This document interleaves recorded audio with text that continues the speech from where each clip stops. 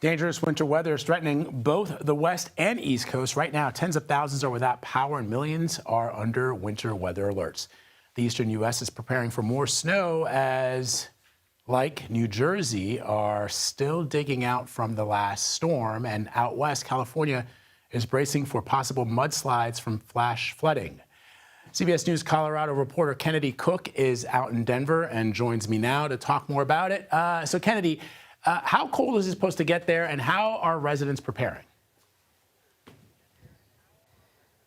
Hey, Vlad, good morning to you. As of right now, we're standing at a whopping 5 degrees. It is about 8 o'clock, mountain time here in Colorado. When we first got out here, it was about 1 degree, so we've gotten up in temperature. Today, we're expected to see middle 40 temperatures here, but it is extremely cold in Colorado. We're actually coming off a stretch of a historic shelter in place. Shelters all across the metro area and the high country have been open for people to come get warm. It was open for basically the entire month of January. We had a really nice first couple weeks here of February, but we are back to those cold temperatures. And Kennedy, how are officials dealing with these back-to-back storms, and what are they telling residents?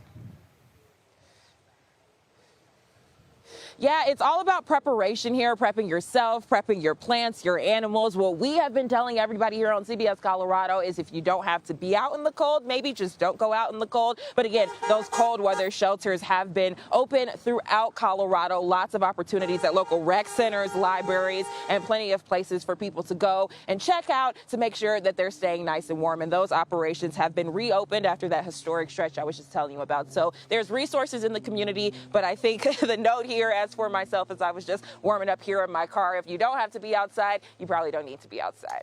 Good advice. Kennedy Cook, thank you very much. All right, let's bring in CBS News Philadelphia meteorologist Grant Gilmore with the first look at the national forecast. Hey, Grant.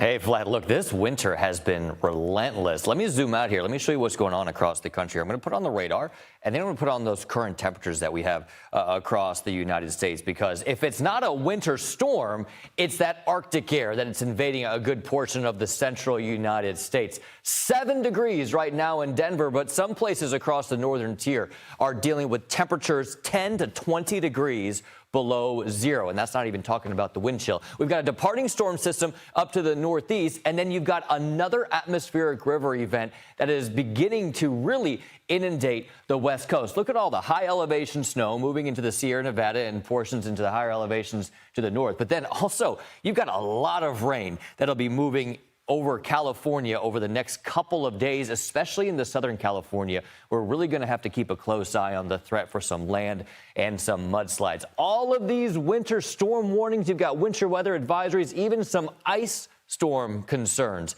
As we make our way through the next 36 hours or so, multiple impacts with this here. Heavy rainfall, some places could get 3 to even up to nearly a foot of rainfall, 10 inches of snow, rain in some places, with 2 to 4 feet of snow in the higher elevations. I mentioned the flooding concerns in Southern California. That's going to be a legitimate thing to watch out for as we watch this heavy rainfall move into some of those burn scars from the fires, as we saw just last month.